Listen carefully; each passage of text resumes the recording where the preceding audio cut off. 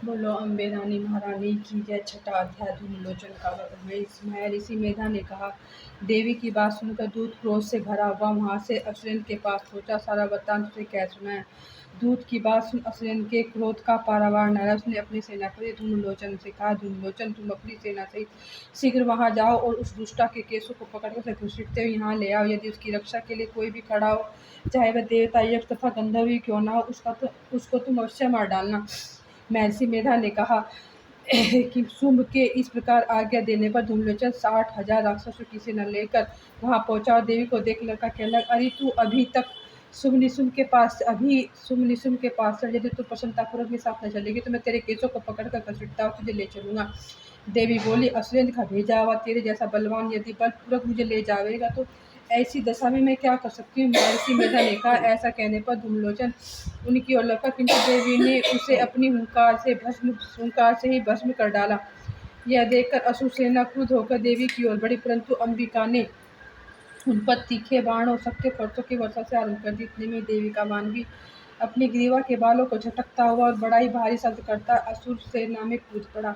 उसने कई असुर अपने पंजों से, कई को अपने जबड़ों से, कई को धरती पर पटक कर अपने दाड़ों से घायल करके मार डाला। उसने कई असुरों के अपने नखों से पेट फाड़ डाले, कई असुरों का तो केवल थप्पड़ मारकर सिर धड़ से अलग कर दिया, कई असुरों की भुजाएं सिर तोड़ डाले और गर्दन के बालों को हिलाते हुए उसने कई असुरों को पकड़कर उनके पेट फाड़ डाले और उनका रक्त पी डाला। इस प्रकार देवी ने उस महाबलवान सिंह ने क्षण भर में असुर सेना को समाप्त किया। शुंभ ने जब यह सुना तो देवी ने धूमलोचन असुर को मार डाला। तो सिंह ने सारी सेना का संहार कर डाला। तब उसने बड़ा क्रोध आया। उसने तुम्हारे क्रोध के होठ फड़फड़ाने लगे। उसने चंड तथा मुंड महाअसुरों को आज्ञा दी, हे चंड मुंड, तुम अपने साथ एक बड़ी सेना लेकर जाओ और उस देवी के बाल पकड़कर उसे बांधकर घसीटकर तुरंत यहाँ ले आओ। यदि उसकी यहाँ लाने में किसी प्रकार का संदेह हो तो अपनी सेना से उसे लड़ते हुए उसको मार डालना।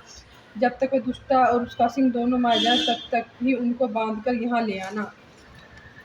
7वां अध्याय। बोलो महारानी की जय। महर्षि मेधा ने कहा, दैत्यराज की आज्ञा पाकर चंद्रमुंड चतुरंगी सेना को साथ लेकर हथियार उठाए हुए देवी से लड़ने चल दिए। हिमालय पर्वत पर पहुंचकर उन्होंने मुस्कुराती हुई देवी की जो सिंह पर बैठी थी देखा। जब असुर उनको पकड़ने के लिए तलवार लेकर उनकी ओर बढ़े तब अंबिका को उन पर बड़ा क्रोध आया। हमारे क्रोध के उनका मुख काला पड़ गया, उनकी भुक्कियां चढ़ गई और उनके ललाट में से अत्यंत भयंकर तथा अत्यंत विस्तृत मुख वाली लाल आंखों वाली काली प्रकट हुई, जो कि अपने हाथों से तलवार को पास ली हुई थी। वह विचित्र खड़क धारण की हुई तथा चीते के चर्म की साड़ी एवं नरमुंडों की माला पहन रखी थी। उसका मांस सूखा हुआ था, शरीर केवल हड्डियों का ढांचा था, जो भयंकर शब्द के से दिशाओं को पूर्ण कर रही थी। वह असुर सेना पर टूट पड़ी और दैत्यों को भक्षण करने लगी। पार्षद राक्षसों, अंकुरधारी महावतों, हाथियों तथा पर सवार योद्धाओं और घंटासित हाथियों को इस प्रकार से पकड़ अपने मुंह में डाली थी। इसी प्रकार वह घोड़ों, रथों, सारथियों वह रथों में बैठे हुए सैनिकों को मुंह में डालकर भयानक रूप से चबाए थे। जिसके केस पकड़, किसी के गर्दन पकड़, किसी के पैरों में दबाकर और किसी की छाती से मसलकर मार रही थी। वह दैत्य भी छोड़े हुए बड़े बड़े अस्त्रों को मुंह में पकड़कर क्रोध से भरकर उनके दांतों को पीसे थे। उसने कई बड़े बड़े असुर भक्षण कर डाले, कितनों को रौद्र डाला और कितनों को ही उसकी मार के भाग गए। कितनों को ही उसने तलवार से मार डाला, कितनों को अपने दांतों से समाप्त कर दिया। और इस प्रकार से देवी ने क्षण भर में संपूर्ण दैत्य को नष्ट कर डाला। यह देखकर महापराक्रमी चंड और मुंड काली देवी काली देवी की ओर लपके और चंडमुंड ने भी देवी को अपने भयानक मानसिक बाणों से वर्षारंभ कर दिया और उसने हजारों चक्र उस पर छोड़े। उस समय वह चहकते हुए बाण वे चक्र देवी के मुख से प्रविष्ट हुए। इस प्रकार दिव्य जैसे मानो बहुत से सूर्य मेघों की घटा में प्रवेश हो रहे हैं।